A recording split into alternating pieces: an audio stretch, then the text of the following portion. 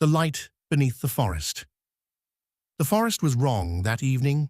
Deep in the mountains, 3 men were finishing their shift among the towering pines.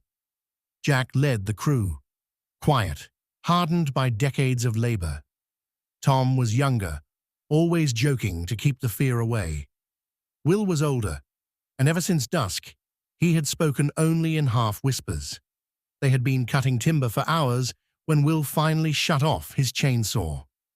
"This forest doesn't feel alive tonight." Jack looked around.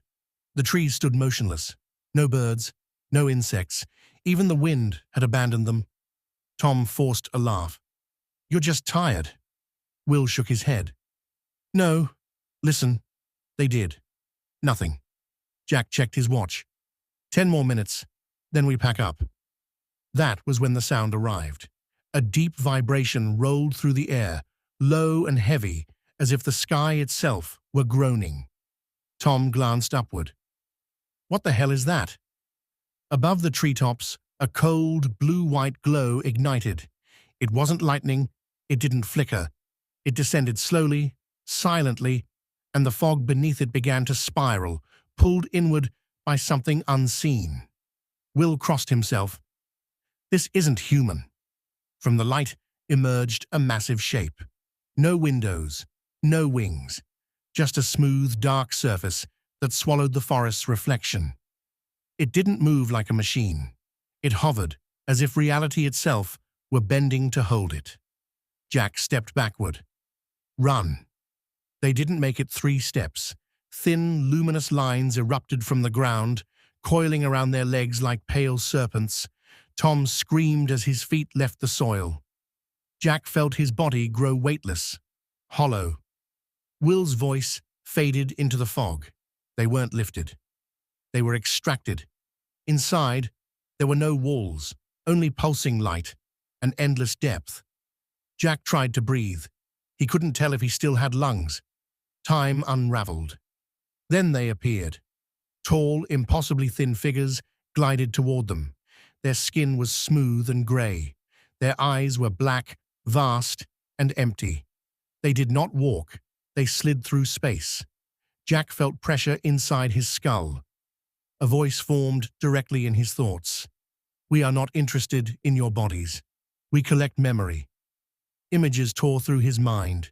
His childhood. His first day in the forest. His mother's face. A woman he left behind. He felt something peeling him, open layer by layer. Tom collapsed to his knees, silently sobbing. Will stared upward, a strange calm settling over him. "The trees remember everything," he whispered. "They showed them the way." Behind the beings, Jack noticed shadows drifting in the distance. Not creatures, remnants, human shapes without substance. Faces stretched, mouths frozen in silent screams. Echoes of others who had been taken before. They weren't dead. They were unfinished. The air vibrated. Will suddenly cried out as faint, star-like fractures spread beneath his skin. His body became translucent, glowing from within. "I knew it," he said softly. Then he disintegrated, not violently, but gently, dissolving into glittering dust as if he had never existed. Tom vanished. Moments later, no sound, no trace. Only Jack remained. The beings encircled him. "You resist." Jack didn't know how. Something broken inside him clung to itself. An animal instinct, raw and desperate. The craft shuddered. Darkness poured over him. A hunter found Jack wandering at dawn near the forest edge.